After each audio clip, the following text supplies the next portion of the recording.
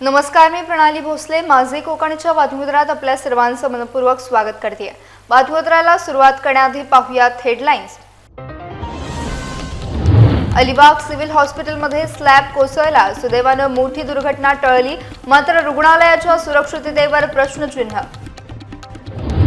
महाडमध्ये नगरपालिकेच्या मालकीच्या गटारावर कथित अनधिकृत बांधकाम. महाड नगरपालिकेने बजावली नोटीस. रायगडावर नव्या रोपवेच्या प्रस्तावावर ग्रामस्थांची भूमिका. रायगडवाडीच्या हद्दीतच रोपवेची मागणी. ग्रामस्थांनी मांडले विविध मुद्दे. आणि तळोजा खारघर उड्डाणपूल अंतिम टप्प्यात. लवकरच वाहतुकीसाठी होणार खुला. प्रवासाचा वेळ 30 वरून 5 मिनिटांवर. पाहूया सविस्तर वृत्त. रायगड जिल्ह्यातील अलिबाग येथील जिल्हा शासकीय रुग्णालय अर्थात सिव्हिल हॉस्पिटलमध्ये स्लॅबचा काही भाग कोसळल्याची घटना घडली आहे. सुदैवानं ज्या ठिकाणी हा स्लॅब कोसळला त्यावेळी तेथे कोणताही रुग्ण किंवा कर्मचारी उपस्थित नसल्याने मोठी दुर्घटना टळली आणि कोणतीही जीवितहानी झाली नाही. या घटनेनंतर रुग्णालयाच्या इमारतीच्या सुरक्षिततेबाबत गंभीर प्रश्न उपस्थित केले जात आहेत. सार्वजनिक आरोग्य सेवा देणाऱ्या महत्त्वाच्या रुग्णालयाची नियमित तपासणी, देखभाल आणि आवश्यक दुरुस्ती वेळेत करण्यात आली होती का, याबाबत चौकशीची मागणी नागरिकांकडून होत आहे. दरम्यान या घटनेची सखोल चौकशी करून जबाबदारी निश्चित करण्यात यावी, तसेच संबंधित अधिकाऱ्यांवर आवश्यक ती कारवाई करावी अशी मागणी देखील करण्यात येते आहे. याशिवाय रुग्ण, नातेवाईक आणि रुग्णालयातील कर्मचाऱ्यांच्या सुरक्षेच्या दृष्टीने संपूर्ण इमारतीची तपासणी करून आवश्यक दुरुस्तीची कामे तातडीने हाती घ्यावीत अशी अपेक्षा नागरिकांनी व्यक्त केली आहे. रायगड जिल्ह्यातील महाड नगर परिषदेच्या हद्दीतील दस्तुरी नाका ते रायगड रोड परिसरात नगरपालिकेच्या मालकीच्या गटारावर अनधिकृतपणे आरसीसी स्लॅब टाकून बांधकाम केल्याचा प्रकार समोर आलाय. मौजे महाड येथील सर्वे क्रमांक 28/2 क मधील या जागेवर सांडपाण्याचा नाला असतानाही त्यावर स्लॅब टाकून काम सुरू असल्याचा आरोप करण्यात आला आहे. हे जे काम चाललंय हा नाला कोणाचा आहे? हे ऐक रे, हा नाला कोणाचा आहे? नगरपालिकेचा. परमिशन घेतले? हा, कोण शेठ? तेजस. तेजस कोण ना? आडनाव काय? हा, तेजस गांधी. परमिशन घेतलेली आहे? डॉक्टरांनी. डॉक्टर कुठले? डॉक्टर कुठले? डॉक्टर कोण? हां, त्यांचं आहे. त्यांची बिल्डिंग आहे, पण नाला त्यांनी काम करायला सांगितलं. आपल्याला काय माहिती नाही, आपल्याला काम दिलं आपण करायचं. याबाबत महाड नगरपालिकेचे अभियंता प्रवीण कदम यांना विचारणा केली असता संबंधित बांधकामासाठी कोणत्याही प्रकारची परवानगी देण्यात आली नसल्याचं त्यांनी स्पष्ट केलंय. तसेच जागेची पाहणी करून संबंधितांना नोटीस बजावण्यात आली असून पुढील नियमानुसार कारवाई करण्यात येईल असं देखील त्यांनी सांगितलंय. दरम्यान या प्रकरणात संबंधितांवर नेमकी कोणती कारवाई होणार याकडे महाडकरांचं लक्ष लागलंय. ही बाब लक्षात आल्यानंतर निदर्शनास आणून दिल्यानंतर संबंधित जागेची पाहणी करण्यात आलेली आहे आणि पाहणी करून ज्या संबंधितांनी तिथं नगरपालिकेचे गटर आहे जे एक्झिस्टिंग, त्या गटराच्या ठिकाणी गटर बांधून स्लॅबचं बांधकाम करून ती जागा वापरात आणण्याच्या दृष्टीनं काम करत आहेत. तर त्या अनुषंगाने आम्ही त्या संबंधितांना नोटीस दिलेली आहे आणि त्यानुसार पुढची कारवाई करूया. संबंधित काम सुरू असताना जो संबंधित ठेकेदार होता त्या ठेकेदाराचं कामगार म्हणतो की डॉक्टर महामणकर यांची हे गटर बांधकाम करतात. त्यांना नोटीस दिलेली आहे. कोणाला? महामंडळ डॉक्टर नोटीस दिली. मग जो अतिक्रम झालेला, आता अतिक्रमच बोलता येईल बांधकाम, मग ते तोडण्यात येईल का? नाही, आपण नोटीस दिलेली आहे. नोटीसच्या अनुषंगाने काय खुलासा येतो त्यानंतर आपण त्याप्रमाणे निर्णय घेऊ. सिंधुदुर्ग जिल्ह्यातील कणकवलीचे प्रांत अधिकारी जगदीश कातकर यांच्यावर आक्षेपार्ह वक्तव्य केल्याचा आरोप करत प्राथमिक शिक्षक संघटना आक्रमक झाली आहे. या प्रकरणाच्या निषेधार्थ कणकवली प्रांत अधिकारी कार्यालयासमोर शिक्षक आणि कर्मचाऱ्यांनी धरणे आंदोलन सुरू केले असून संबंधित अधिकाऱ्यांवर तातडीने कारवाई करण्याची मागणी करण्यात येते आहे. या आंदोलनाला सिंधुदुर्ग जिल्ह्यातील विविध कर्मचारी आणि शिक्षक संघटनांनी पाठिंबा दिला असून मोठ्या संख्येने कर्मचारी आंदोलनात सहभागी झालेत. आंदोलनकर्त्यांच्या आरोपानुसार कर्मचाऱ्यांबाबत आक्षेपार्ह वक्तव्य केल्यानंतर जाब विचारणाऱ्या कर्मचाऱ्यांना प्रांत अधिकाऱ्यांनी माझी तक्रार करा असे उत्तर दिले। या संदर्भात कथित व्हिडिओ देखील संघटनेच्या वतीने समाज माध्यमांवर प्रसारित करण्यात आला। संबंधित प्रकरणाची निष्पक्ष चौकशी करून प्रांत अधिकाऱ्यांवर योग्य ती कारवाई करण्यात यावी अशी मागणी शिक्षक संघटनेने केली आहे। तसेच कारवाई न झाल्यास महसूल विभागाला सहकार्य करणार नसल्याचा इशारा देखील प्राथमिक शिक्षक संघटनेच्या वतीने देण्यात आला आहे। आता या आंदोलनावर प्रशासन कोणती भूमिका घेणार याकडे सर्वांचे लक्ष लागले आहे। दिनांक 25 जून 2026 रोजी देवगड या ठिकाणी या विभागाचे प्रांताधिकारी यांच्या मार्गदर्शनाखाली जी BLOच्या कामाच्या संदर्भामध्ये बैठक आयोजित केली गेली होती। या बैठकीमध्ये या तालुक्यातील बहुतांशी शिक्षक आणि इतर केडरचे सगळे कर्मचारी त्या ठिकाणी या बैठकीसाठी उपस्थित होते। ही बैठक सकाळी सुरू झाल्यानंतर बराच वेळ त्या ठिकाणी बैठक सुरू होती। बैठक सुरू असताना या विभागातले या तालुक्यातले सर्व आमचे शिक्षक आणि कर्मचारी सकाळी शाळा करून त्या बैठकीसाठी त्या ठिकाणी उपस्थित होते आणि अशा ठिकाणी उपस्थित असताना भले त्यांना चहा घ्यायचा असेल किंवा अन्य काही खायचं असेल यासाठी सुट्टीची आवश्यकता होती, पण ही सुट्टी मागत असताना या विभागाचे जे प्रांताधिकारी आहेत या प्रांताधिकाऱ्यांच्याकडे परवानगी मागितल्यानंतर त्या प्रांताधिकाऱ्यांनी संबंधित सेवकांच्या बाबतीमध्ये अपशब्द वापरले की जे अपशब्द आपण शक्यतो वापरतच नाही, म्हणजे हरामखोरसारखे अपशब्द वापरले। खरं तर असा अवमानजन्य प्रकार त्या ठिकाणी या प्रांताधिकाऱ्यांच्या माध्यमातून त्या ठिकाणी घडलेला आहे आणि अशी अपमानास्पद वागणूक देणारे जर असे क्लास 2चे क्लास 1चे अधिकारी जर आम्हाला मार्गदर्शन करणार असतील आणि आमच्याकडून काम करून घेणार असतील तर अत्यंत चुकीची गोष्ट आहे। खरं तर आम्ही शिक्षण विभाग म्हणून किंवा शिक्षक म्हणून एकच विनंती शासनाकडे करतोय आता की आमच्यावर शिक्षण विभागाशिवाय महसूल असेल, वित्त असेल, समाज कल्याण असेल, सामान्य प्रशासन असेल, ग्रामविकास असेल, या सगळ्या विभागांचा आमच्यावर दबाव आहे। सगळे विभाग आम्हाला जे आमचे सेवक नोकर समजत आहेत ही जी पद्धत आहे ती कुठेतरी बंद झाली पाहिजे। शिक्षण विभागाच्या माध्यमातूनच आमच्यावर त्याचं नियंत्रण राहिलं पाहिजे। खरं तर हे महसूलचं आजच बोलले तशातला भाग नाही, हे इतकी अडवणूक आमच्या लोकांची करतात। निवडणुकीच्या काळामध्ये जर आम्ही बघितलं आमच्या एखादी महिला भगिनी एखादी ऑर्डर कॅन्सल करायला गेली, अजिबात जमणार नाही, तुम्ही आहे तिथं हजर व्हायचं नाही, तुमच्यावर कारवाई केली जाईल। हे दमदाटीची भाषा करणं, आगाऊपणाची भाषा करणं या ज्या गोष्टी या महसूल विभागामार्फत निश्चितपणानं चालू आहेत या चालू नयेत आणि या पुढच्या काळामध्ये असे अधिकारी जर आम्हाला त्रास देण्याचा प्रयत्न करत असतील तर या अधिकाऱ्यांच्या बाबतीमध्ये यापेक्षाही अधिक भव्य दिव्य आंदोलन या पुढच्या काळामध्ये केलं जाईल। आम्ही या निमित्तानं या जिल्ह्याच्या निमित्तानं या ठिकाणी एवढीच मागणी करतोय की असे जे जास्त लोकांना त्रास देणारे अधिकारी आहेत, लोकांचं मानसिक खच्चीकरण करणारे अधिकारी आहेत, यांना कुठेतरी शासन स्तरावरनं शिक्षाही झाली पाहिजे आणि अशी शिक्षा झाली पाहिजे की त्यांना त्याची कायमस्वरूपी जाणीव राहिली पाहिजे। अनेक मस्तवाल अधिकारी या विभागामध्ये काम करतात आणि ते नाहक आम्हा लोकांना त्रास देत आहेत। रायगड जिल्ह्यातील पेण तालुक्यातील काराव ग्रामपंचायतच्या सरपंच मानसी मंगेश पाटील यांच्यावर एका महिलेने कथितरित्या हात उचलून मारहाण केल्याची घटना समोर आली आहे। या घटनेमुळे ग्रामपंचायत परिसरात काही काळ तणावाचं वातावरण निर्माण झालं असून स्थानिकांमध्ये देखील या घटनेची जोरदार चर्चा सुरू आहे। सरपंचांवरील या कथित हल्ल्यामुळे ग्रामपंचायतच्या कामकाजाच्या सुरक्षिततेचा मुद्दा देखील ऐरणीवर आलाय। घटनेमागील कारण नेमकं अद्याप स्पष्ट झालेलं नसून संबंधित प्रकरणात पुढील कायदेशीर कारवाईची प्रक्रिया सुरू असल्याची माहिती मिळाली आहे। या घटनेनंतर ग्रामस्थांमध्ये विविध प्रतिक्रिया उमटत असून प्रकरणाचा सखोल तपास करून संबंधितांवर नियमानुसार कारवाई करण्याची अपेक्षा व्यक्त केली जाते। आता या प्रकरणात प्रशासन आणि पोलीस यंत्रणा कोणती भूमिका घेणार याकडे सर्वांचं लक्ष लागलंय। सदस्य भाग्यश्री राजेंद्र कडू आम्ही ही गटर लाईन काढत असताना सरपंच मॅडम तिथे उभ्या असताना त्या महिला येऊन त्यांच्या कानाखाली मारतात। जर एवढ्या लोकांसमोर ती महिला त्यांना मारू शकते तर त्या एकट्या असताना त्यांना कोण काहीही करू शकते। आम्हाला त्याची भीती आहे, त्याच्यामुळे पोलिसांनी त्याची दखल घेतली पाहिजे। किल्ले रायगडावर नव्या रोपवेच्या प्रस्तावावरून रायगडवाडीतील ग्रामस्थांनी आपली ठाम भूमिका मांडली आहे। पुरातत्व विभागाकडून किल्ले रायगडावर नवीन रोपवेची उभारणी करण्यात येणार असल्याची माहिती युवराज छत्रपती संभाजीराजे यांनी सोशल मीडियावरील पोस्टद्वारे दिल्यानंतर या विषयावर रायगड परिसरात चर्चा सुरू झाली आहे।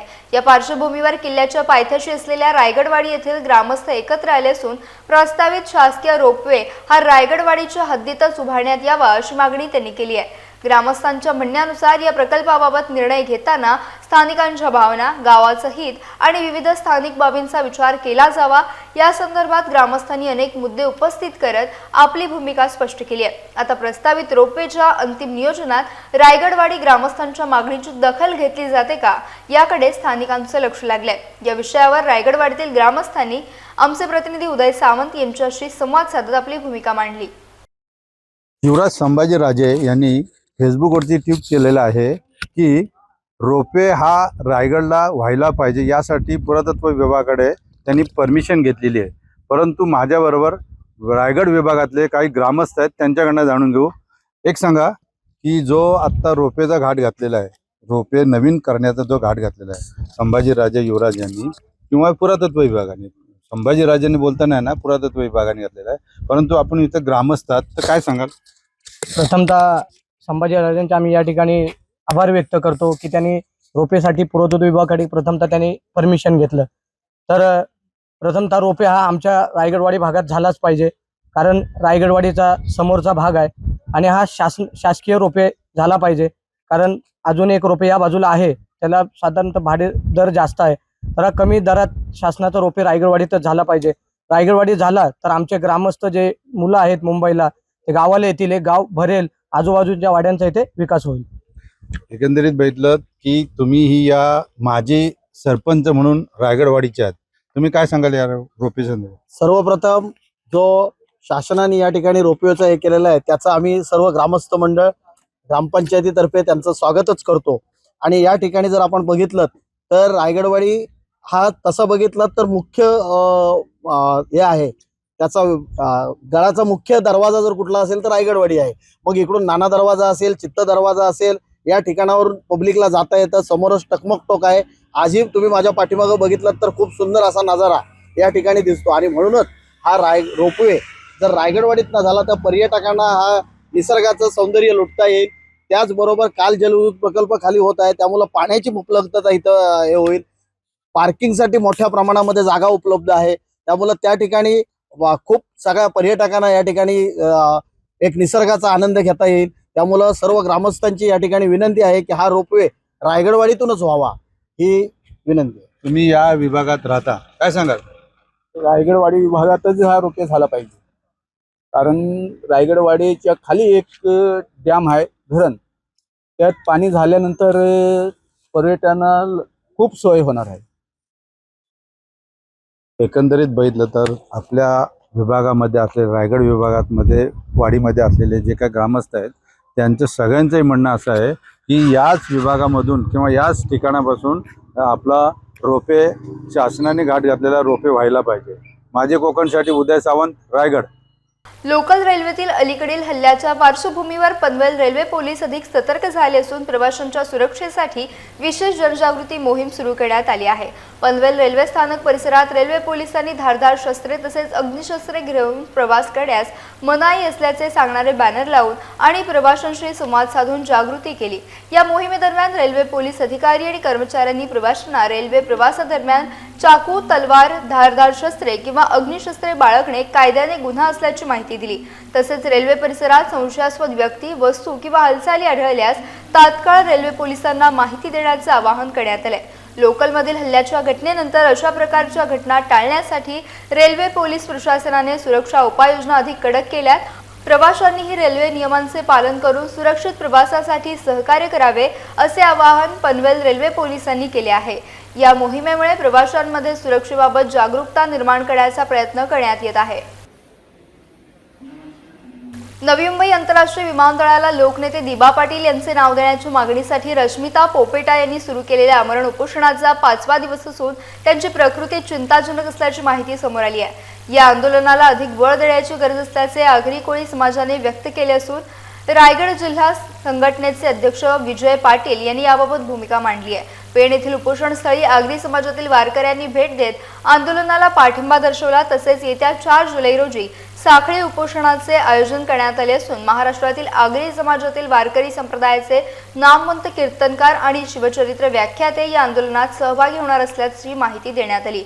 यावेळी हभप अमित महाराज म्हात्रे, हभप चंदन महाराज पाटील, हबप पुंडलिक महाराज फडके, हबप कृष्णा महाराज पाटील यांच्यासह रायगड जिल्हा संघटनेचे अध्यक्ष विजय पाटील आणि निलेश म्हात्रे उपस्थित राहणार आहेत। या ठिकाणी दिबा पाटलांचं जवळ या एअरपोर्टला या विमानतळाला नाव देण्यासाठी या रश्मिताताईंना या ठिकाणं गेल्या 24 तारखेपासून या ठिकाणी उपोषण केलेलं आहे, अमरण उपोषण चालू केलेलं आहे आणि या उपोषणासाठी आज 6वा दिवस आहे। त्याची प्रकृती बरी नसल्या कारणामुळे तिला हॉस्पिटलला ॲडमिट केलेले आहे, पण हे इथं साखळी उपोषण खऱ्या अर्थाने या ठिकाणी चालू केलेलं आहे आता।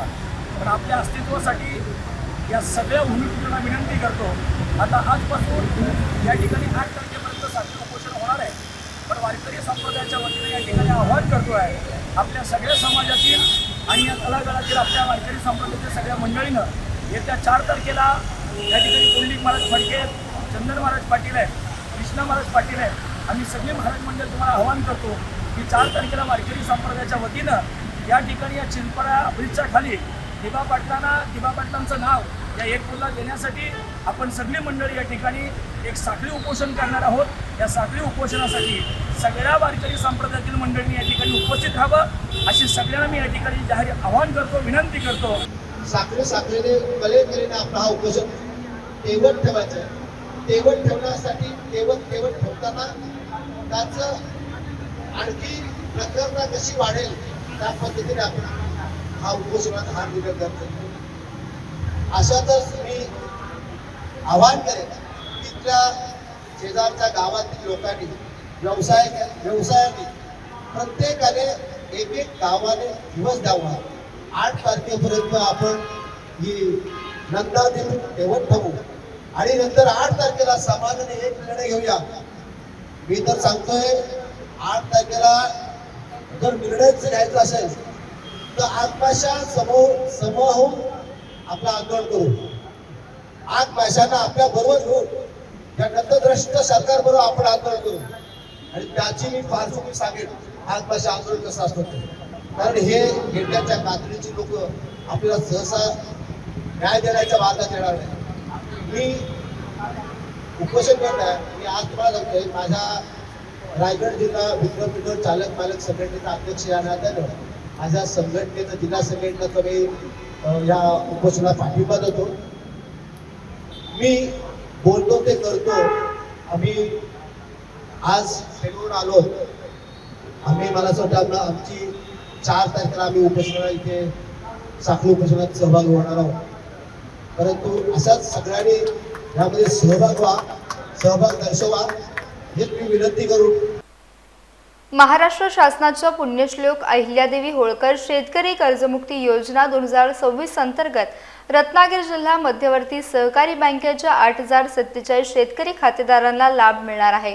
ही माहिती जिल्हा उपनिबंधक डॉक्टर सोपान शिंदे यांनी दिली आहे। रत्नागिरी जिल्ह्यातील लाभार्थी शेतकऱ्यांमध्ये मंडणगड तालुक्यातील 460, दापोली तालुक्यातील 848, खेड तालुक्यातील 708, चिपळूण तालुक्यातील 1150, गुहागर 857, संगमेश्वर तालुक्यातून 1065, रत्नागिरी 546, लांजा तालुक्यातून 1173 आणि राजापूरमधून 1240 शेतकऱ्यांचा समावेश आहे। दरम्यान जिल्ह्यातील इतर बँकांमधील कर्जदार शेतकऱ्यांच्या खात्यांची पडताळणी आणि माहिती अपलोड करण्याची प्रक्रिया सुरू असल्याची माहिती देखील प्रशासनाकडून देण्यात आली आहे। माझं नाव प्रदीप हरिचंद्र चव्हाण, मुक्काम पोस्ट सावटा, कोतवाडी। आज या शासनाने जे आमचे कर्ज माफ केलं आणि ते माफ केल्याबद्दल आम्ही या शासनाचे आभार मानतो।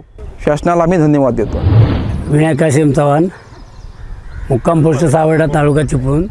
शेतीचे कर्ज घेतल्यामध्ये शासनाचा कर्ज माफ आहे, त्यामध्ये आम्ही घेतलेलं होतं, त्याच्यामध्ये शासनाचा कर्ज माफ होणार आहे, त्याच्यामध्ये आम्हाला आनंद आहे। माझं नाव भालचंद्र पांडुरंग सावंत, गाव सावर्डा, तालुका चिपळूण, जिल्हा रत्नागिरी।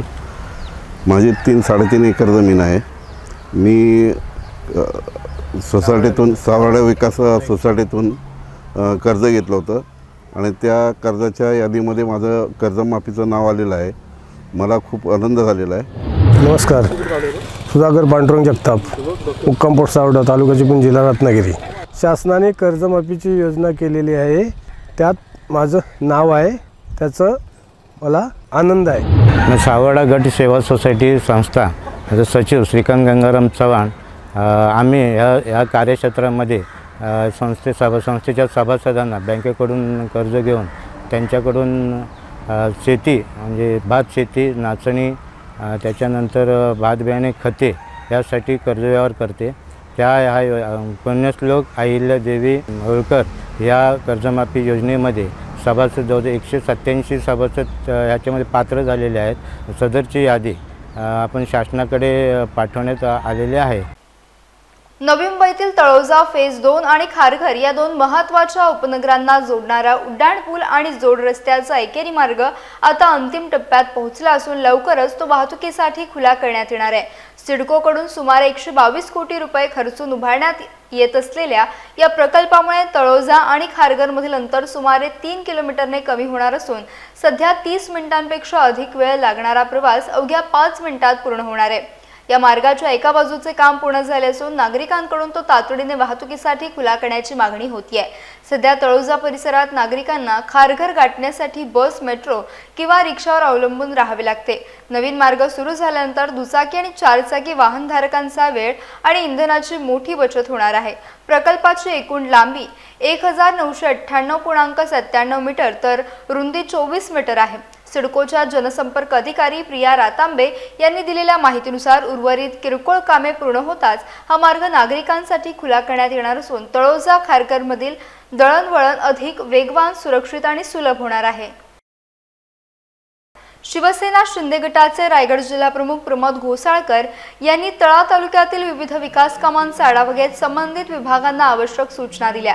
यावेळी त्यांनी तळा नगरपंचायतला भेट देऊन मुख्याधिकारी मनीषा वजाळे यांच्याकडून शहरातील विविध विकास कामांची माहिती घेतली. त्यानंतर त्यांनी तळा ग्रामीण रुग्णालयाची पाहणी केली. रुग्णालयातील उपलब्ध सोयी सुविधांबाबत नाराजी व्यक्त करत या समस्या सोडवण्यासाठी मंत्री भरत गोगावले आणि आरोग्यमंत्री प्रकाश आंबेडकर यांची भेट घेऊन पाठपुरावा करणार असल्याचं त्यांनी सांगितलं. याशिवाय प्रमोद घोसाळकर यांनी तळा महावितरण कार्यालयाला देखील भेट देत ग्राहकांची संमती न घेता स्मार्ट मीटर बसवू नयेत, तसंच स्मार्ट मीटर बसवल्यानंतर वाढीव वीज बिले आल्याची तक्रार करणाऱ्या ग्राहकांची बिले कमी करून द्यावीत अशी मागणी निवेदनाद्वारे केली आहे. यावेळी तालुका प्रमुख प्रदुम ठेसाळ, कोर कमिटी सदस्य लीलाधर खातू, शहर प्रमुख राकेश वडके यांच्यासह शिवसेनेचे नगरसेवक, पदाधिकारी आणि कार्यकर्ते मोठ्या संख्येने उपस्थित होते. रायगड जिल्ह्यातील पालीसह संपूर्ण सुधागड तालुक्यात वटपौर्णिमा सण भक्तिभाव आणि उत्साहात साजरा करण्यात आला. तालुक्यातील विविध गावांमध्ये सुवासिनी महिलांनी पारंपरिक पद्धतीने वडवृक्षाची पूजा करून आपल्या पतीच्या दीर्घायुष्यासाठी प्रार्थना केली. पहाटेपासूनच महिलांनी पारंपरिक वेशभूषा करून वटवृक्षाजवळ मोठी गर्दी केली होती. पूजा साहित्य, फुले, फळे आणि नैवेद्य अर्पण करून वडाच्या झाडाला प्रदक्षिणा घालत महिलांनी श्रद्धापूर्वक वटपौर्णिमेचे व्रत पूर्ण केले. अनेक ठिकाणी धार्मिक आणि भक्तिमय वातावरण अनुभवायला मिळाले. पाली शहरासह परिसरातील गावांमध्ये महिलांचा उत्साह विशेष लक्षवेधी ठरला. पूजनानंतर सुवासिनींनी एकमेकींना वाण देत शुभेच्छांची देवाणघेवाण केली. पारंपरिक संस्कृती, कौटुंबिक मूल्य आणि धार्मिक परंपरा जपणाऱ्या सणामुळे परिसरात आनंदाचं वातावरण निर्माण झालं. वटपौर्णिमा हा सण केवळ धार्मिक विधीपुरता मर्यादित नसून कुटुंबातील नातेसंबंध अधिक दृढ करणारा सण म्हणून देखील ओळखला जातो. त्यामुळे दरवर्षीप्रमाणे यंदाही सुधागड तालुक्यात हा सण मोठ्या उत्साहात आणि भक्तिभावात साजरा करण्यात आला. रत्नागिरी जिल्ह्यातील संगमेश्वर तालुक्यातील काटवली गावचा सुपुत्र आणि शासकीय औद्योगिक प्रशिक्षण संस्था अर्थात ITI संगमेश्वरचा माजी विद्यार्थी सुजित जाधव याने आंतरराष्ट्रीय स्तरावर उल्लेखनीय यश संपादन केले. स्पेनमधील एका नामांकित आंतरराष्ट्रीय पॅसेंजर शिप कंपनीमध्ये असिस्टंट प्लंबर पदासाठी त्याची निवड झाली असून त्याला प्रतिमाह 1 लाख रुपयांपासून अधिक वेतन मिळत आहे. त्याला प्रतिमाह 1 लाख रुपयांहून अधिक वेतन मिळणार आहे. ग्रामीण भागातून आंतरराष्ट्रीय स्तरावर झेप घेणाऱ्या सुजितच्या या यशामुळे ITI संगमेश्वरसह संपूर्ण तालुक्याचा गौरव वाढलाय. आपल्या यशाबद्दल बोलताना सुजित यांनी तरुणांनी केवळ पदव्यांमागे न धावता कौशल्याधारित शिक्षणाला प्राधान्य द्यावे असे आवाहन केले. फिटिंग, वेल्डिंग, प्लंबिंग, इलेक्ट्रिकल, सुतारकाम आणि यांत्रिक कौशल्यांना जगभरात मोठी मागणी असल्याचं त्यांनी सांगितलं. सिंधुदुर्ग जिल्ह्यातील मालवणचा सुपुत्र ओमकार विकास गावकर याने शैक्षणिक क्षेत्रात उल्लेखनीय यश संपादन करत जिल्ह्याची मान उंचावली आहे. पुणे येथील महाराष्ट्र इन्स्टिट्यूट ऑफ टेक्नॉलॉजी अर्थात MITच्या सिव्हिल इन्फ्रास्ट्रक्चर अँड कन्स्ट्रक्शन विभागाच्या अंतिम निकालात ओमकारने संपूर्ण महाविद्यालयात प्रथम क्रमांक पटकावत गोल्ड मेडलिस्ट होण्याचा मान मिळवलाय.